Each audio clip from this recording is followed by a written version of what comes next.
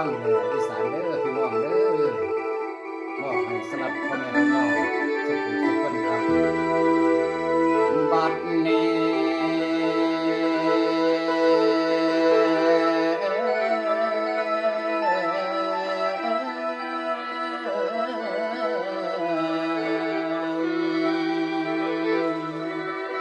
ฉันจัดแถมพรให้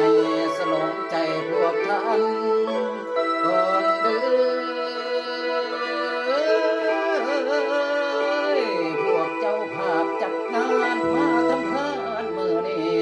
ฟังผ่อนสิกล่าวพร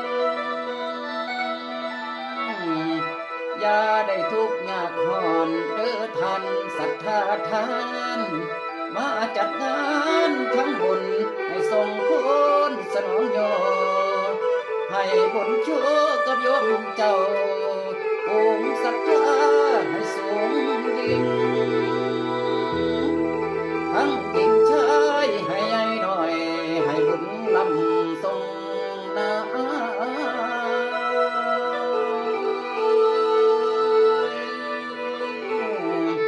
ขอให้บุญเลิศล้ำน้ำทรงศรัทธาโยมสมกับคำพ้นฉันได้ว่ามาหมดเกลี้ยงได้ฟังเสียงข้าวนี้ให้สุขดีเด้อทานพวกทำบุญจัดงานสละทานบัดเดียให้เมื่อฟ้า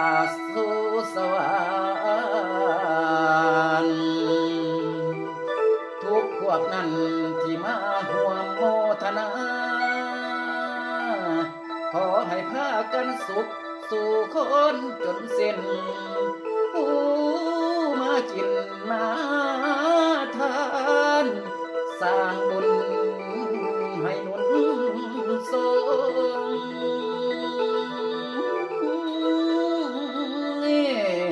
อานิสงส์ส่งให้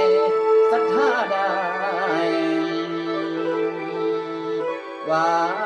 ดังไม้ว่าดังไม้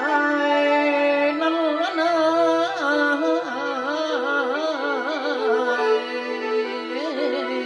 ศรัทธา